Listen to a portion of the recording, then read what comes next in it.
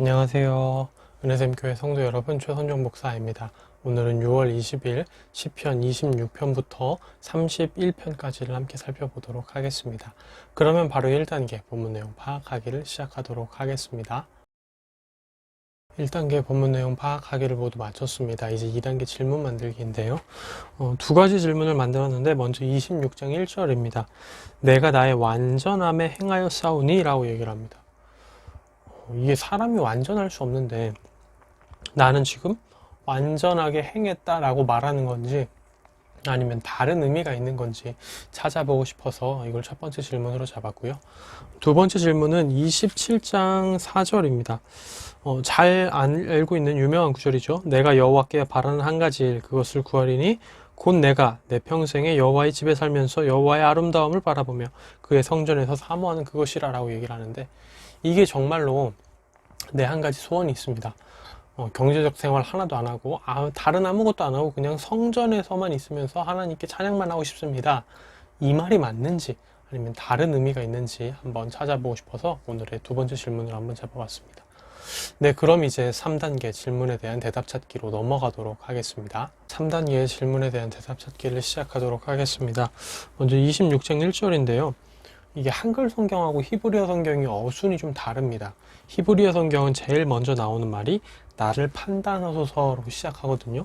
우리 한글 성경에는 26장 1절 맨 마지막 부분에 이 부분이 나오는데 사실은 히브리어는 나를 판단하소서 하고 시작합니다. 그리고 그 이유에 대해서 왜냐하면 내가 완전함에 행하였기 때문입니다. 이런 식으로 나오는데요.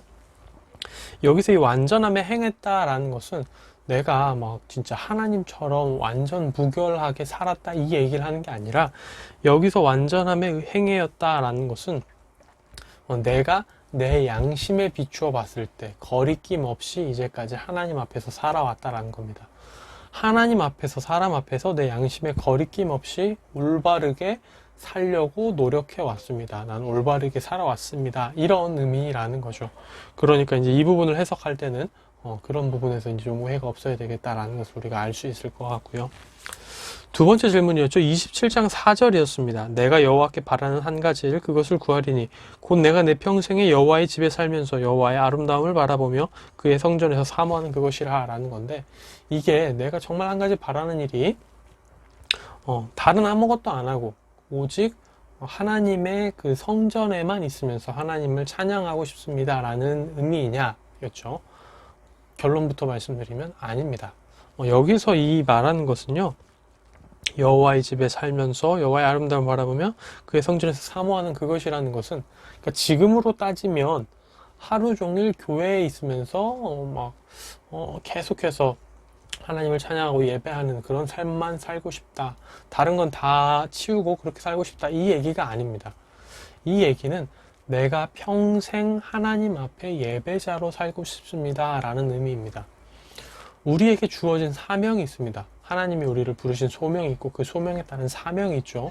그것들을 그냥 다 무시하고 모든 사람이 일괄적으로 다 이렇게 살아야 된다 이런 얘기가 아니라 그리고 지금 시의 화자도 이런 얘기를 하고 있는 게 아니라 평생토록 다른 신은 섬기지 않고 오직 하나님 한 분만을 바라고 하나님 한 분만을 예배하며 내 마음이 오직 주님 안에 있기를 원한다라는 겁니다. 우리가 이제 신약적으로도 생각을 해볼 수 있는데요. 이제 예수 그리스도께서 이 땅에 오셔서 우리를 구원하심으로 모든 성도의 안에는 성령님이 계십니다. 우리가 자체가 성전이죠. 그렇기 때문에 이제 우리는 성전에 날마다 거하겠습니다 라는 게 물리적인 어떤 공간적인 성전에 거하겠습니다 라는 의미라기보다는 하나님의 영 안에 성령님이 행하시는 그 뜻에 따라 살겠습니다 라는 의미와도 이어지죠. 그러니까 지금 이 얘기를 똑같이 하고 있는 거거든요. 여기서 내 평생에 여호와의 집에 살면서 여호와의 아름다움 바라보며 그의 성전을 사모한다 라는 것은 우리가 오해해서는 안 됩니다. 이제 정리하고 넘어가려고 하는데요.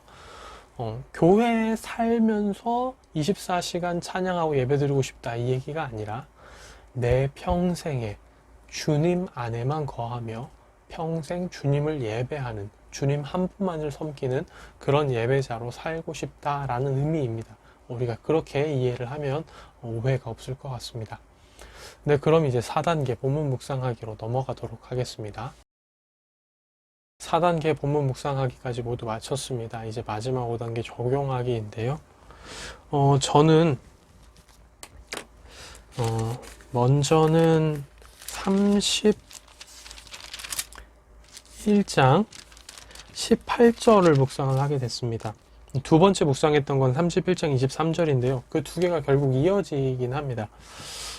이게 뭐냐면 18절을 이렇게 얘기합니다. 교만하고 완악한 말로 무례히 의인을 치는 거짓 입술이 말 못하는 자 되게 하소서라고 얘기를 합니다. 지금 탄원을 하고 있는 거거든요.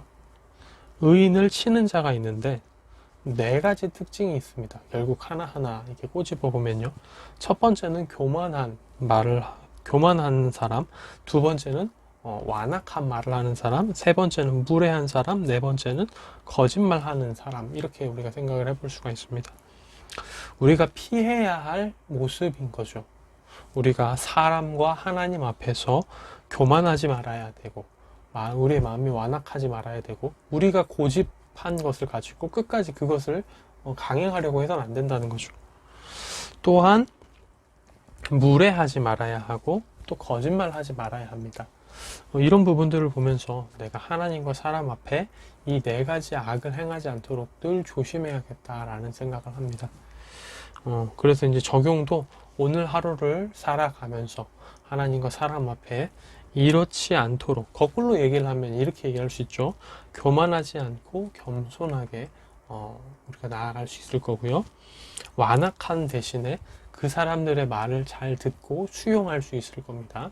또 그리고 무시하는 말, 우리가 우리의 생각에 사로잡혀가지고 단정적인 말을 하기보다는 상대방을 이해하고 그럴 수 있다라는 말을 또 해줄 수가 있겠죠. 그리고 예의를 갖춰서, 무례하지 않고 예의를 갖춰서 대할 수 있을 거고요. 또 솔직하게 말을 할 수 있을 겁니다. 이런 것들을 신경 쓰면서 오늘 하루를 보내면 좋겠다라는 생각들을 하게 됩니다. 첫 번째는 이거였고요. 두 번째는 이제 23절입니다. 하나님을 너희 모든 성도들아 여호와를 사랑하라. 여호와께서 진실한 자를 보호하시고 교만하게 행하는 자에게 엄중히 갚으시느니라 라고 얘기를 합니다. 여기서 여호와를 사랑하는 것이 진실한 자가 되는 것과 연결되고 교만하지 않은 것과 연결이 되거든요. 그러니까 우리가 말로만 하나님을 사랑한다고 할 게 아니라 우리 행동 가운데 진실함이 있는가, 우리의 행동에 교만함이 없는가, 이것들을 살펴볼 필요가 있는 거죠. 그래서 이제 아까 말씀드렸던 18절과 이어지는 부분이 있는 건데요. 내가 정말 하나님을 사랑한다는 것에 대해서 막 찬양을 부르면서 막 눈물 흘리는 거, 그게 봐봐 나 찬양할 때 눈물 흘리거든, 나 하나님을 사랑해, 이게 아니라 나 기도하면서 울거든, 나 기도하거든, 나 하나님 사랑하는 거 아니야? 나 말씀 들으러 가거든, 말씀을 듣거든, 하나님 사랑하는 거 아니야? 이게 아니라 그런 건 어떻게 보면 당연하게 전제되어 있는 거고요. 뭘 그런 행동을 하는 게 하나님을 사랑하는 게 아니야 라는 게 아닙니다. 하나님을 사랑하면 그런 행동들이 나타날 수 있어요. 근데 그게 전부가 아니라는 거죠. 진정 우리가 하나님을 사랑하는 것은 그것들 뿐만 아니라 우리가 진실한가, 우리가 정말 사람과 하나님 앞에 겸손한가도 같이 드러나야 된다는 거죠. 우리가 이제 지금은 그러신 분들이 많이 없으실 것 같은데, 저 사람 믿음이 참 좋아 라고 얘기할 때 근데 저 사람이 좀 성격은 좀 안 좋아, 이렇게 얘기할 수 있거든요. 근데 이 말 자체가 사실은 잘못된 말입니다. 저 사람은 믿음이 참 좋은데 성격은 좀 안 좋아, 이 말은 사실상 존재할 수 없는 말이에요. 왜냐하면 우리의 신앙의 성숙은 인격의 성숙에서 나타나야 되거든요. 그러니까 믿음이 뛰어난 자는 그것을 인격에서 증명을 해야 됩니다. 이런 오늘 본문에서 나타나는 부분인데요. 그렇기 때문에 이제 우리가 누군가 막 예배 열심히 드리고 교회 일 막 열심히 한다고 해서 그 사람의 어떤 성품과 그 사람이 내리는 결정들이 근데 이상하다면 그 사람에게 우리는 무작정 믿음 좋아 라고만 말할 수 없는 거죠. 물론 사람이 복합적입니다. 그리고 한 면만 가지고 모든 걸 판단할 수 없는 부분들이 있어요. 입체적인 특성이 있습니다, 사람에게는. 하지만 분명한 것은 신앙과 믿음과 성품은 따로 갈 수 없다라는 거죠.